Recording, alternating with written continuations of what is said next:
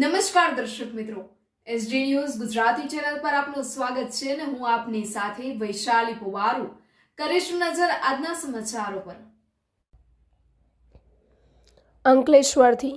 અંકલેશ્વર શહેરના ભાટવાડ વિસ્તારમાં તસ્કરોએ બંધ મકાનને નિશાન બનાવી ₹1,88,000ના સોના ચાંદીના દાગીનાની ચોરી કરી ફરાર થઈ જતા શહેર એ ડિવિઝન પોલીસે તપાસ હાથ ધરી છે।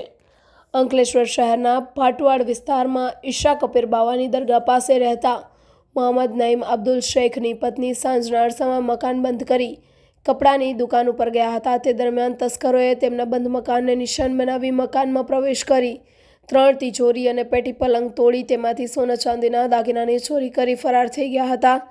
મોહમ્મદ નઈમ અબ્દુલ શેખની પત્ની પરત ઘરે ફરતા તેમને ચોરી થઈ હોવાનું માલુમ પડતા તેઓએ શહેર એ ડિવિઝન પોલીસ મથકમાં જાણ કરતા પોલીસનો કાફલો ઘટના સ્થળ પર દોડી આવ્યો હતો।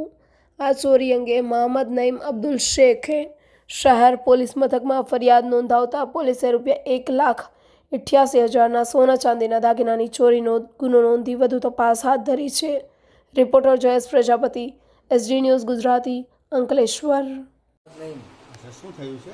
મારા ઘરમાં ચોરી થઈ છે સાહેબ। ક્યારે થઈ છે આ ચોરી?